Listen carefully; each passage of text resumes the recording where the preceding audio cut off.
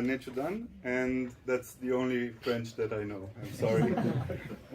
I've studied it for 10 years, but the system in Romania is a little flawed. So a little bit about myself. The whole talk is going to be in English, by the way, so I hope that's not a problem. A little bit about myself. I'm a front-end lead engineer at the CareerOS. It's a company I co-founded. And our goal is to help students find their jobs, basically the dream jobs of their lives. I was born in Romania, but I live in sunny Barcelona. I like to write tech articles, do some small videos here and there. You can follow me on Twitter if you want. I mostly post memes and tech memes and stuff like that. And I have a cat named Laplace, after the French mathematician, that I was pretty fond of in college. Welcome, welcome.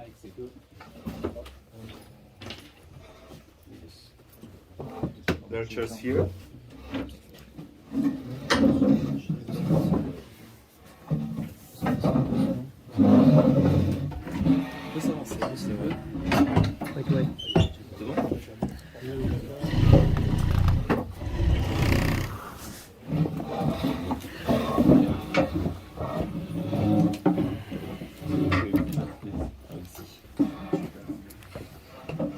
Okay, so to recap, my name is Nechudan. All this presentation is going to be in English.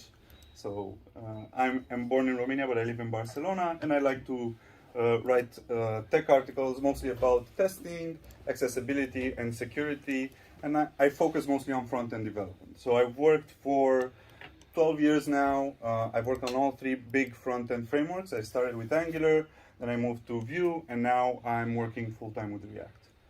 I've worked in different companies, a startup in New York. In Barcelona, I joined Glovo. It's a food delivery company, just like Uber Eats. And like I said, now I started my own company called the CareerOS. And another thing about me is that I'm a testaholic. So what does that, now you might be asking yourself what that means. And a testaholic, it's actually a person who is borderline obsessed with testing software, but by doing so, he goes a little too far. So he creates an environment that's hostile to his colleagues and to everyone around him. And testaholics are not that easy to spot, but if you look closely, you can see some symptoms that you can identify them in the wild. For example, they like to preach about different testing techniques that appear, or the new testing paradigm that is in fashion right now. For example, if you know the Vue ecosystem, VTest is a new popular Vue framework that by default paralyzes all unit tests. So it takes 10 times less time to run all your test suites. Another symptom is they are very meticulous. So I used to have colleagues that would ask for a unit test for even the smallest text change in a component or in a file. So if I change a little bit the text that was hard-coded, they ask, hey, can you write a unit test for this so we have the documentation? And another thing is that they are very radical in the way that they do testing. So they try to test almost every little part of their code. So I don't know if you know, but now in TypeScript, you can actually unit test your types. So you can check that the return result of a function is of type string. And this is a little bit weird because your IDE should check for this automatically, but you can take this even further and you can test for all the union types of a result. Which writing tests like this is, in my opinion, a little bit overboard. Because we don't want to go to test every little small detail, because we lose the sight of what testing is all about. And that's it, to make sure your code actually works. And after years of annoying my coworkers with pull requests, pushing for TDD at every opportunity, in retrospectives, in meetings, adding to the CI/CD pipeline visual tests, performance tests, even mutation tests that test your unit tests that are running correctly. So it's a bit meta. I realized once I've started a project from scratch, and I spent a month working just to get the testing working on the project and not coding actual functionalities, that I may have a problem. So the first step is to identify that you have a problem, and the second step is to find out why you got in this point. What made me go overboard and stop focusing on the user's needs? And the first, the reason I'm telling you this is to try for yourself to identify where you are in the process, if you are in the process, and to not make the same mistakes that other people are making. So the first thing that happened to me, I was completely anti-testing. So once I started working on an Angular project where Angular 2 just came out. It was the release candidate. Do you want to? Just like this. Everyone sees? Okay. So I started working on Angular 2 when it just came out, and they were doing releases every month. So every month there was a new update in the framework, a new update in the framework's libraries that we're using for testing. So you didn't know if your test was failing because the code you were written, or because the framework was bad, or because the testing library was bad. And of course, at that time, I had 3 QAs in my team. So it was easy to give all my testing needs to them, to have them, hey, check this if it's working, check this if it's working. And you kind of relied on Bob, the QA, to make sure that the code that reaches production is secure. And of course, you also put the blame on him if something was wrong. So if something was happening, you had like a scapegoat, hey, the QA didn't test correctly, he should have saw that, or something like this. But afterwards, I was part of a really big migration project from Angular 1 to Angular 2. And it was an e-commerce website. It was very business heavy, business sensitive. The website was making millions of dollars per week. So we didn't want to work on this for 3 months and deploy it. We want to deploy it constantly. So we were lucky that this project had thousands of unit tests already written, not written by me, but by a previous team. And I was sort of standing on the shoulders of giants. And I received such confidence by just seeing those thousands and thousands of green tests that were saying everything is fine for every deploy, that gave us the confidence we needed to push and finish this project. And one thing we noticed when we had this huge and big project which had a lot of A/B tests, a lot of flows, a lot of variants because it was a distributed system, that the QA team had trouble adapting at scale. And afterwards, when I moved to a different company, disaster hit. A new trend was starting, which was companies without QA at all. Especially in Barcelona, the company I joined, Glovo, didn't have QA. So it was the responsibility on the team to test for absolutely everything they can to make sure faults were not reaching production. And here is where I've started to believe in unit testing. At first, I was doing it just for the sake of doing it because my colleagues were preaching me on, and I kind of remembered that migration project that I had a few years ago that was beneficial. But once you reach a scale of millions of daily users, you realize that scale is scary and your memory is short. You don't keep in your mind the context of every little change that you have. And if your PM asks you for why something is working this way in production and not that way, you can rely on your test to provide good documentation. And another thing is that it gives you a lot of confidence to merge. Like if you're touching sensitive code like the checkout or payment systems, just having 1,000 unit tests telling you that everything is okay, it gives you the confidence to push that merge button. But then I've started taking things a little bit too far. So I was starting testing, and then I started preaching a little bit to when I saw people who didn't like testing, and then I started thinking that maybe unit tests are not enough. I should add visual tests, I should add component testing, end-to-end testing, smoke tests, all sorts. Whatever I could find, I tried to add it to the CI/CD pipeline, and it sort of made the projects a little slower, as you can imagine. The more you add the more checks and balances you add, the harder it is to be flexible and adaptable. So I realized that I sort of lost my way. I didn't care that much about users, and I was focusing mostly on testing, and I wanted to change this. So I realized that maybe I'm not testing the program is actually testing me. So you realize that I'm still a 100% believer in unit testing. I do it every day, but I try to have a balance, to realize when the unit test, it gives you the most value that it can. So when I said the maximum value, I mean that to have, of course, this is what the optimal unit test should be. It should follow the first framework. So it should be fast enough to run after every change you're doing. It should be isolated. It shouldn't depend on other tests. So if you run it alone or with a test suite, it's going to give you the same result. It should be repeatable. So each test should provide the same result over and over again. It shouldn't be flaky.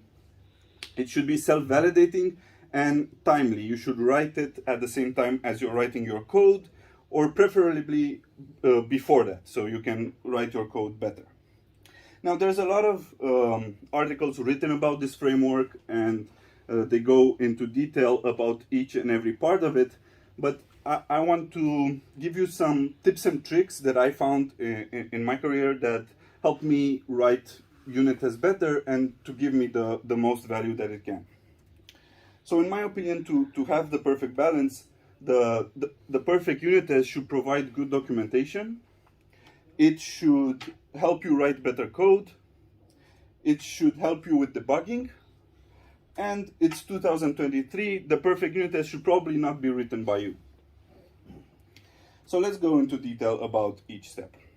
When I say good documentation, if you have a 700 line file of code, when you go through it, you want to understand from the first method to the next what your code is actually doing.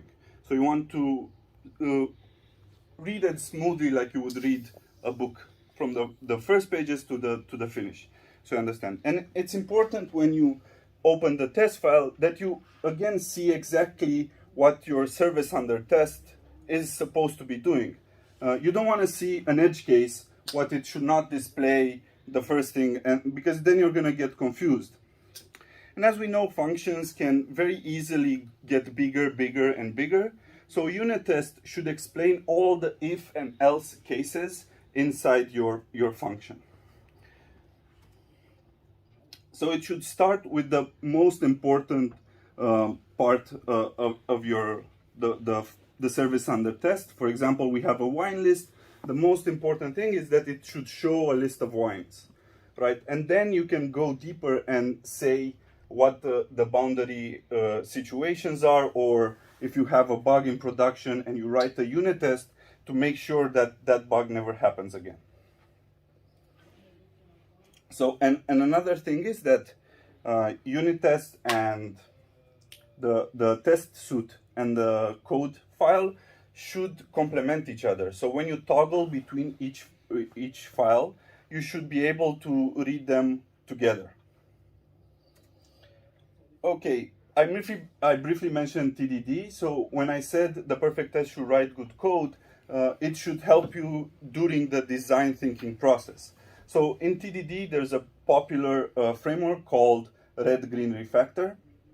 And the basic premise is you write a failing test, then you do the minimum thing to make that test pass, and then you refactor until you get the perfect design of your code. This is a loop. You do it once, twice, or 3 times. And here I want to show you a really cool trick that I used when using this TDD method, and it's called triangulation. So how it works. Let's say first we're writing our wine service. We have a method that compares two wines. So we are using the arrange, act, assert framework to set up our unit test. In the arrange section, we have two wines, the red and the rosé. Then we act upon it. We call our function. We want basically to just return the more pricey wine, because we're not French. We think that price matters. And then we assert, we expect the best wine to be the red. And of course it's gonna fail because it's not gonna find the function. We haven't written it yet. It's gonna give an error. And afterwards, we just write the basic unit test to make it pass.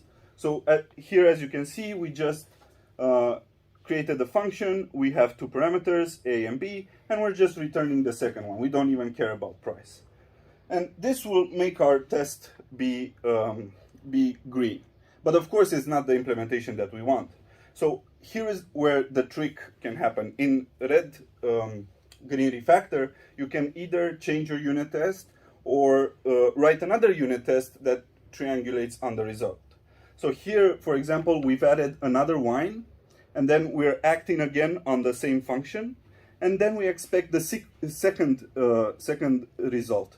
And here is going to fail because we're returning always the second as true. Inside our code, we go and change the compare wines function to look at price and return the one with the bigger price. And then our tests are green. To finish triangulation, we go into our test suite and remove the second arrangements that we made. We don't need it. Our test now is perfect. It captures the entirety of our implementation.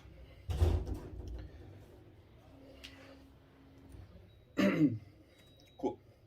So when I say that the perfect unit test should help you with debugging, I don't know if this has ever happened to you, but you're working or minding your business at work, and one of your PMs or colleagues comes and tells you, hey, there's a feature in production that is no longer working. And it's been this way for the past 3, 4, 5 months.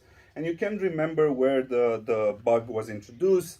You can't actually remember which team was working on it, or how this happened.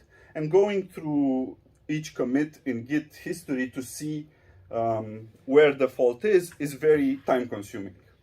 So here comes to the rescue a simple unit test and Git bisect. So this is how it works. You write a unit test that makes sure that your feature is working correctly, and then you get Git history to look back in time to find the commit, the PR that introduced that bug. So very simple, you run git log. It will give you a log of all the commits that you have in your project. You start the feature with git bisect start. You give it a bad commit. So for us now, it's the one at this moment, so we don't give it any hash here. And then we give it a good commit. We remember that it was working 7 months ago. We go back in time, or when the feature was deployed first time, we get that hash, and we say, hey, this is the git bisect good commit. And then we run git bisect run with our unit test that makes sure that the feature is working. And what bisect is going to do is going to basically do a binary search algorithm running at every half each commit if it's good or not. And then it's going to very easily, depending on your project, seconds or minutes, give you the exact commit that introduced the default. So once you find the bug, you can easily revert it or actually fix it yourself. So pretty amazing, in my opinion. And then when I say that it would help you write code, as we know, it's 2023, ChatGPT is everywhere. Everyone is saying mankind is doomed, our jobs are dead.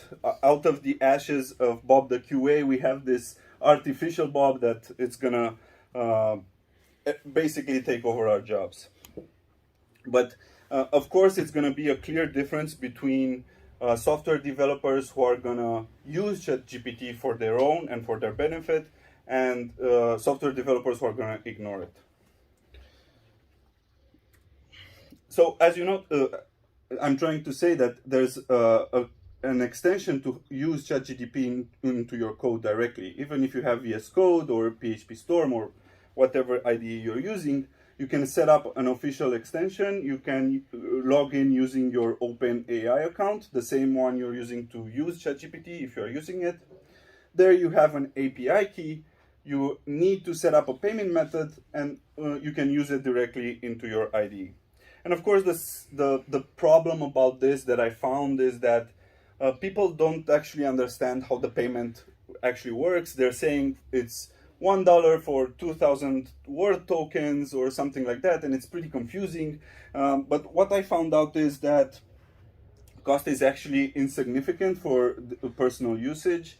So for every 20 prompts that you're saying, depending if the prompt is small or big, or the result that ChatGPT gives you back, it's usually 1 cent for every 20 prompts that you're giving it. And if you're using it every day, it won't pass the €3 per month or something like that. For example, for writing this talk, I've used it, I think, 23 times, and this was the cost, 1 cent. And here is what it gives you. You have it in your IDE. You can highlight a piece of code, and then you can ask it directly questions. You can ask it to explain the code that you highlighted. You can ask it directly to refactor that code, document, find problems, or actually unit test the software.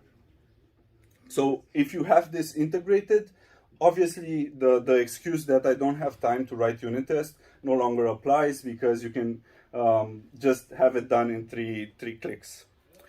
Obviously, it's not working perfectly. It tends to hallucinate a lot. It gives faulty results. It needs a technical eye so you can see what the code is written, but it bootstraps automatically 70% a good code, right? You need to go through it and change some stuff, but it's pretty good.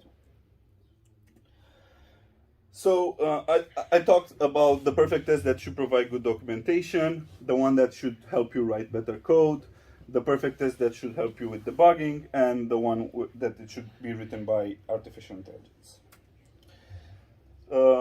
So again, about me, I'm a front-end lead engineer. My name is Nechudan. You can scan this QR code if you want to follow me on Twitter.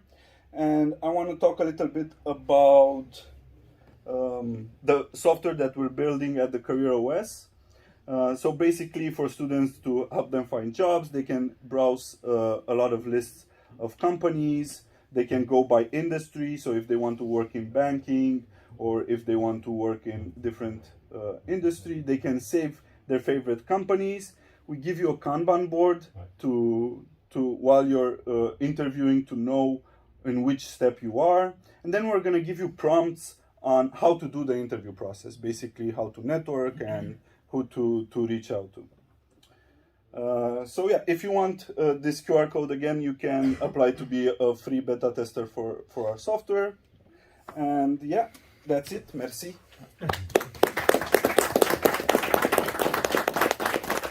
Do you have any questions?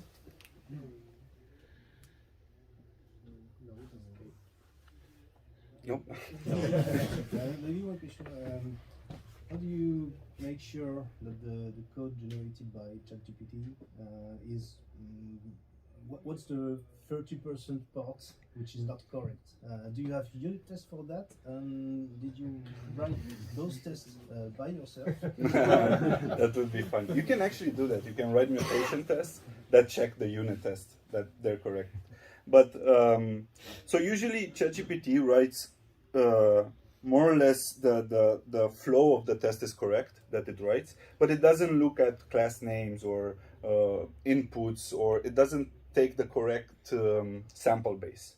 And it makes mistakes because it's trained, especially this one that you can use right now, Model 3.5, it's trained on data from 2021. So it's pretty old. The version 4 that is right now, just you have to sign up in beta, is trained on 100 times more data, and it's way more accurate. But if what I do when I generate unit tests using ChatGPT, I usually go through each in turn myself without writing anything and just fix them.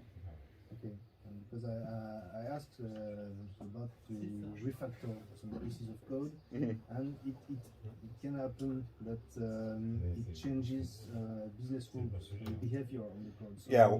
it could be also a bit dangerous if we don't know exactly what's expected. Yeah. I think it's better to ask ChatGPT to write unit tests first, and then ask ChatGPT to refactor the code, and you check with the unit tests that he did. Yeah, but hopefully, for sure, it grew a lot in 2-3 months since it became public. In a year, who knows what we're gonna have? No? Anything else? Cool. Thank you for joining this session. It was a pleasure. And I hope I talked slowly and I was understandable, especially the je m'appelle part.